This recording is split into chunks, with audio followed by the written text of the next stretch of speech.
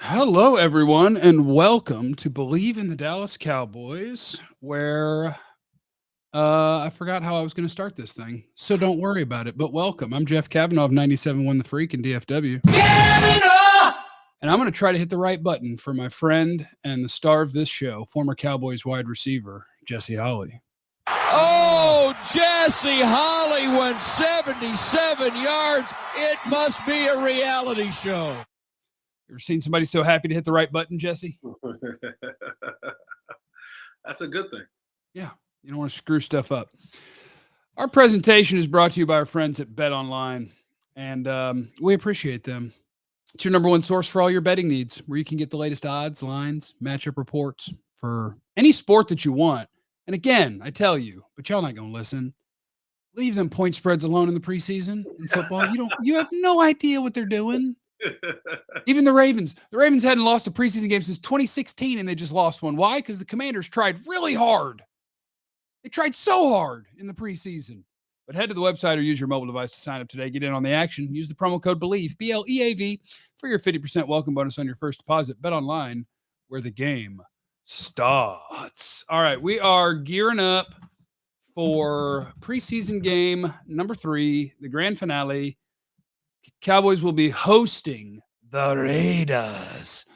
And Jesse, you sent me a text this morning. You're like, "Hey, we gotta put something down. We gotta get together. We gotta get in the lab because holy crap, man, there are these guys. One guy on offense, one guy on defense. He's got to really ball out here." And I was like, "All right, I can't wait to hear Jesse tell me about a random defensive lineman and a random offensive lineman as we just try to get through this thing without anyone who's going to make the roster breaking anything, so that we can go play real football." Hey, Jesse. Yeah, I ain't going that deep now. Like, that's not for me. That's not for us. Jesse, it's a big day for Brock Hoffman now. That's not our deal. It's a big day for Isaiah Land now. You know what? Isaiah Land's a guy who can flirt around and be on this roster or somewhere in the mix of some things. But yeah, man, preseason game number 3, the new format, right? There used to be preseason game number 4 of them. Now there's 3 of them, and so the rosters have changed. That's the one good thing I do agree with, right? Having the 90-man roster, it allows you now to have more guys in camp, so guys are not wearing down. You're not picking guys up the street left and right. They can get to the end of training camp and, relatively speaking, stay healthy. The Cowboys in the last week or so has had 3 ACL injuries. So, I mean, I hope we weren't getting like, oh man, it's like all offseason we've been getting, man, what a great offseason, no trouble, no injuries. Boy, what a great mini camp, no injuries, no off-season, no off-the-field stuff. OTAs, training camp, no injuries, no off-the-field stuff. And then it's like right before the season starts, we get an off-the-field arrest. Okay, but time out. To be fair, all right. As Jerry said, this time he was only, now Jerry was wrong. I'm going to give the right miles per hour. This time he was only going 71. He wasn't going 98. Ooh. That's 27 miles per hour lower. Sam Williams is maturing. But he's getting high. Well, I mean, look, if you want to have as a guy who doesn't even smoke, so I could get up on my pulpit and be like, "You THC using sons of biscuits." Like the fact that weed misdemeanor, THC extract of weed in a vape pen felony, like I don't care. And I think the fact that he had THC vape pen and it's a felony made the gun a misdemeanor, because now you have a controlled substance and a gun, and I literally couldn't care less about either one of those two things at all. No, not that. We're not going to get off on the same, but be smarter. There is a little concern about that, because he's making these little mistakes over and over and over again, which is eventually going to compound into something bigger than he thinks. It's not going to be just a Jerry joke. It's going to be something more serious one day. So I hope he gets smarter with that. But yeah, we are here, preseason game number 3 versus the Raiders, and this is, like, to most people, I will say, this game means nothing unless you're Jesse Holley's of the world. Facts. It means everything. Facts. This is the game that means everything to you. This is the game that separates you a lot of times from going back, having to work security, having to work at T-Mobile, having to sell insurance, having to be an Amazon driver, which by no means are any of those jobs less than UPS is getting paid. You see UPS getting paid. But yeah, that is the difference from you being on an NFL roster or NFL practice squad, which also, by the way, for anyone who ever gets on the internet and tells a guy who's on the practice squad, you're just on the practice squad, those guys make $120,000. Just want to let y'all know that they make good money. They make that in 17 weeks. So if you're not making $120,000 in 17 weeks, then you can turn your face up anytime to a guy making $120,000 in 17 weeks. But yeah, there's games like this that not only are you auditioning for your football team, you're also auditioning for 31 other football teams across the league. And film is paramount. Getting out there is paramount. You always want, when I was at practice 2 days this week and I got a chance to talk to Will McClay, and you always want guys like Will McClay to go into his office and make the decision when your name comes up difficult. Right? Like, okay, Dak Prescott's name not even on the board. If it's on the board, it's for decorations, right? There's certain guys who Michael Parsons named on the board for decorations. Guys like that, Curtis Martin, Zach Martin's name on the board for decorations. But what if they cut Micah?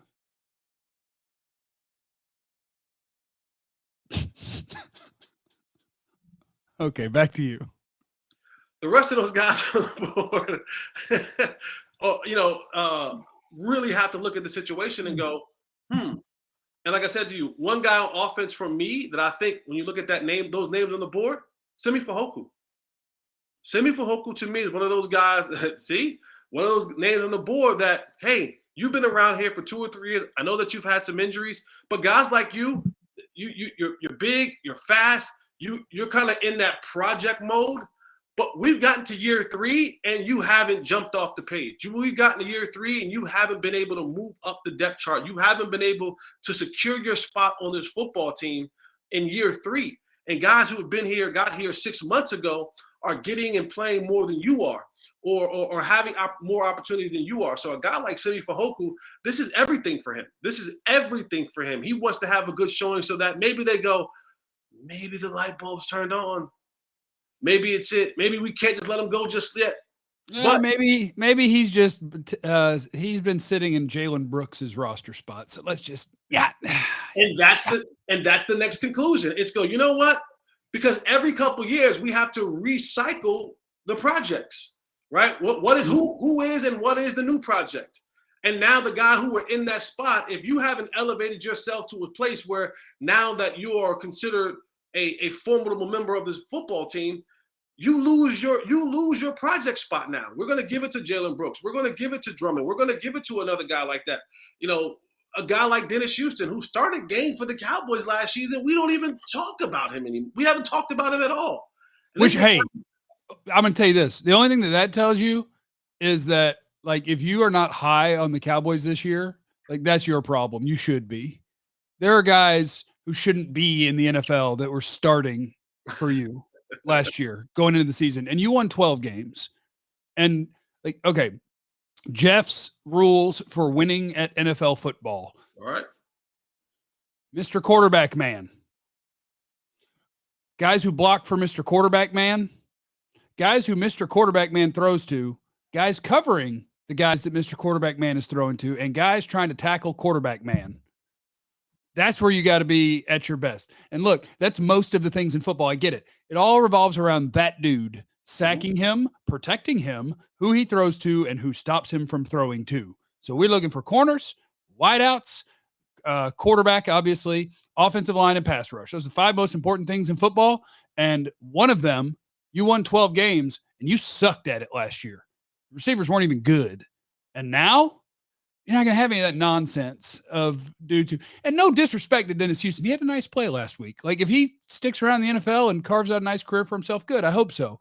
But to go from starting Noah Brown and starting Dennis Houston to starting healthy Michael Gallup and Brandon Cooks, you upgraded. And I didn't even bring up Stephon Gilmore, but he falls into the 5 most important things. You upgraded significantly at 2 of the 5 most important things in the sport. And you've won 12 games 2 years in a row. The Cowboys are going to be really good. They're going to be really good until an offensive lineman gets hurt. Yeah, but have we, like, in the last couple of years, I don't think we've debated whether Cowboys be good or not. it's never the regular season for us. Like this team has historically, I shouldn't say historically, let's say in the last decade, this team has been a 10, almost book it, 10 plus wins a year. Like they've been that in the last 10 years, even in their 8-8 seasons. Yeah, with a healthy quarterback, they've been good pretty much all the time. And we don't dispute that. It's as we always know, it's what happens when we get in the playoffs. Okay, but here's the difference. If you wanted to, Jeff, don't do this. Don't get too high on stuff. If San Francisco wanted to line up tomorrow, THC it. The Cowboys will spank that ass. You think so? I do. Really? If they have all 5 offensive linemen, they will spank that ass because the 49ers, they're going to score 19 again. The 49ers are not going to shut down CeeDee, Cooks, Gallup Tolbert, Pollard, Deuce, and Dak if he has his offensive line. You're not going to shut that down. You can shut down CeeDee Lamb and Zeke. I know that because if you took me and you and we had one other guy so we could play zone 3-on-2 against those guys, we could have stopped them. All you had was CeeDee. That was it. And like that's the difference. When you get to great, you're going to win 12 games because the teams you're going to play, some are good, some are bad, some are middling. And if you're you'll have your chance early in the year to go against the Niners. You'll see. Go spank them too. What you want? You want some more steak? You want another steak? I love steak. We'll come back to that. We'll come back to that. You don't want this. We'll come back to that. You know what's got me way too cocky right now recently? And it's weird because I've been covering the team for too long that I'm no longer really a diehard. Like I do want them to win. Life is better when the Cowboys win, but when they lose, it doesn't really affect me because it's just been a job for too long. I was sitting with a buddy of mine who works at The Athletic. He's an NBA editor. His name's Tyler Sweetman. And he's a diehard Eagles fan. And we were just talking about what teams in the NFC are going to make the playoffs. And he was like, well, Cowboys are going to win the East. And I was like, wait. I was like, you're a diehard Eagles fan. Like, I think I'm going to pick the Eagles to win the East. And he was like, no. He's like, Hurts won't have that good of a year again. The offensive line's getting older. I'm like, you got the best offensive line in football. He's like, yeah, but they're not going to be the same. Like, they're getting up there. And I'm just like, oh, everybody's like us. I don't think about other teams and like a strength is a strength. We look at our team and start picking. And I'm sitting there with a diehard Eagle fan. He's like, oh, yeah, the Cowboys are going to win the division. I'm like, oh, that's interesting. But is he setting his, like, because some people will go like, all right, let me set my bar really, really low. Because in their heart of hearts, they want to say, we're awesome, we're this, we're that, we're going back to the bowl. But it's like, let me, no one has won this division back-to-back since 2004. Let me lower my expectations. Let me believe less and get shown more instead of believing more and being shown less. Right? So yeah, there is two kind of fan of your team. Maybe there's 3, maybe there's normal people. But there's the first kind, which is the diehard, they're going to win it all the time. We're the best, talk crap to you all the time, even if their team sucks. There's that guy. And then there is me, who's like, yeah, I think the Cowboys will win 11, 12 games, but they are better equipped to potentially make a playoff run. But that Eagles roster is very good. I think the Eagles are probably going to win the East. Beat them twice, though. You could change that. It's like it's low down here. When in my heart of hearts, if you told me the offensive line is healthy, Cowboys can win 13 or 14, but I just don't want to say it. I want to sit here quietly. So, yeah, 11, 12. We'll see what happens. So you're what you think that because you say it that now it's in the atmosphere. Words, I'll say this. No. Words have power. Words do have power. You can manifest, but that's about you. I can't manifest for them. Okay. I cannot manifest for them. Okay. No. I just like to watch and not like I like to have it be like when my teams lose, I go, yeah, that was probably gonna happen.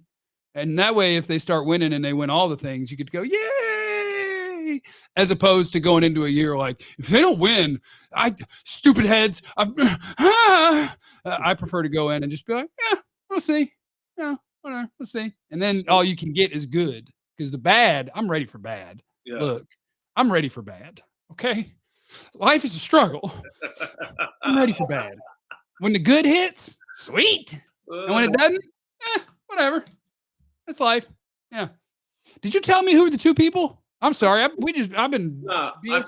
told you one. But I do want to get into this story, though. So I told you one offensively. I will get back to one defensively. Maybe we won't. But Simi? Simi, yeah. Oof. Yeah, that's – but, a lot of these guys like Simi are going into this game and just want to kind of give the fans a kind of a behind-the-curtain break the third – what is it, the third wall? The third wall? Is that what it is called? I don't know, but you tell me Simi is texting Will Greer right now like, hey, listen, Merch, I need the ball. I can guarantee you that conversation is had. But guys come into these games and there's these numbers, right? Because I remember, I can tell you the game. We were playing at Minnesota. It was the last preseason game of the season. And I go into that game, I'm like, man, it was a great ride. I was working security about 7 months ago. And now I'm here, the Dallas Cowboys, and I got a chance to kind of find my way, right? At that time, we were doing cuts every week, and I kept making it. I kept getting another week, kept getting another week, kept getting another week. And I remember going into that Minnesota game saying to myself, okay, Jess, right, you're going to play a lot this Minnesota game. If you can get 4 catches, maybe 5, about 50, 60 yards, a touchdown would be great. A touchdown would be great. It would be awesome. But, maybe the Browns will call after I get cut. Yeah. And then I'm like, make it about 2-3 special teams tackles, create a fumble. That'd be great. That'd be great. And so you go into this game and then you realize that Steve McGee is your quarterback. And you're like, this is a check down king. This ball's never coming out. This ball's never getting past 7 yards down the football field. And that's when we're running smoke routes or running slants. Things probably not coming. And if we're running slants, he's probably throwing it 100 miles an hour. So I'm going to be fighting for my life to catch this football. FFOFL. Fighting for our effing lives. And then my only hope was if I can just get to Rudy Carpenter. If I can still get into Rudy Carpenter. One thing, Rudy Carpenter lives by the Jeff Cavanaugh rule. Pat that 2 times and throw it up. PTB2, yeah. That was the motto when Tony was here and Dez was here. Pat it twice and then throw it as far as you can. That was Rudy Carpenter. Rudy didn't care if it was 10 interceptions or 20 interceptions. I'm throwing. Did you know that's why I love Jameis? Like, to me, Jameis is the best backup quarterback ever because then you get to be entertained if you lose your starter. Yeah, because Jameis does not give a crap. Like, he'll go to the sideline after his 4th pick of the game, and the coach will be like, you already threw 3 picks. Why'd you throw that one? And be like, I thought I could get it there. What do you want? Yeah. I still think I can, coach. When I get back out there, I'm going to show you. Damn. And so I go into that game, and things aren't going the way I planned it. I got about 1 or 2 catches. I got about 14 yards, no touchdown in sight, about 2 special team type. Nothing that had stood out. Nothing that separated me from the rest of the bunch that was trying to make this roster. Until late in the game. We stop them on defense, and they're about to punt the ball to us. So I'm back there. I'm the jammer on the left-hand side. Willie Reed's back there returning punts. And so I'm thinking, hey, Willie Reed get a good return. We get into the 2-minute drill. Rudy Carpenter, pat that thing 2 times and throw it up to your boy 1-6. Let's make this thing rock and roll. Get up out of here. And they punt the ball. And now normally, when they punt the ball, if a returner's not going to catch it or it's short, it's going to bounce. They yell either poison, poison, poison, or Peter, Peter, Peter, something for you to get the hell out the way. Well, I'm jamming and I don't hear Peter, Peter, Peter. I don't hear poison, poison, poison. But I also don't feel my defender trying to get to a place that there's a return coming up my back. So my mental clock goes off and it says, turn around. Something should be happening by now. Something should be happening. And if it's not happening, just turn around. And I turn around and I try. First thing you do, I want to turn around and I want to locate the football. Where is the football? Right? I know that we were going to, what our block was set up for. Where's the football? I turn, I see Willie Reed. He's still looking up. So I'm like, the football ain't got there yet. Right? And then the football bounces and it bounces again. On the second bounce, it literally bounces into my stomach. I pick it up and I run it 82 yards in for a touchdown. After the game is over, Jerry Jones comes up to me and he says, I've been around football my whole life. I've owned the Dallas Cowboys for whatever many years that he said at that time. Said, I've never seen a football play like that before in my life. Good job, son. That night, I got on that plane and I was saying, listen, if all else fails, I went out with the bang. And I ended up on the practice squad. A guy that was out of football for 2 years, selling cell phones, working at security at night, the graveyard shift. I went from a reality TV show to making the practice squad in that moment. And I do believe it was that was kind of, this kid has it. Let's keep him around and develop him. Let's see if he can become a player again. Let's see what he can do. And it's those moments that those guys will be looking for in these games today. And I hope they find them. I hope those guys are looking for them. I hope they find them, because this game can change your life. This game is, I'm not sitting here today talking to you, Jeffrey Cavanaugh, if that play in Minnesota doesn't happen. In the fourth preseason game, in the fourth quarter with 2 minutes left, that play doesn't happen. I don't go on to make the Cowboys practice squad and then make the roster and then spend 3 seasons with the Cowboys. Doesn't happen. So while this game may mean nothing to the casual fan or just a regular fan, there are men in a lot of locker rooms across the league that this is everything to them. And this will be the determining factor of some of this changes the course of lives. That play ultimately changed the course of my life. And it allowed me to be a part of an organization that has opened up so many other doors for me. So when you're watching these games, just know that there's men underneath those helmets that it means everything to them. That's all I got. Well, Jesse, I'm glad that ball bounced and hit you in the stomach and not the dong, and you were ready for it. Because if it hit you in the dong and then they got it, that wouldn't have been as good. That would have been it. So let's wrap this thing up. Who's the defensive player? You forgot. Huh? Pick one. Oh, no. No, he'll make this team, unfortunately. Oh, Joseph is going to make the team. Hell, Yeah. I think he's going to be a defensive lineman. Joseph has had a sneakily good preseason. I think it's going to be a defensive lineman. That's going to be a tough room to keep all those guys. Gallimore, Bohanna. A notable name on that defensive line won't be on this football team come September. Yeah, either Gallimore or Bohanna. I'm missing at least one, but there's going to be a couple of guys you've gotten used to having on your team. Yeah. Golston. There's going to be a guy or two that you've been used to having that you're not going to have no more. Yeah. Okay, well that's a good story. Thank you, Jesse. You're a hero. That is Believe in the Dallas Cowboys, presented by Bet Online. Why don't you guys all out there remember that you have no idea what anyone's going through, and be cool to everyone. We love you. Be easy. Eliminate the contingencies.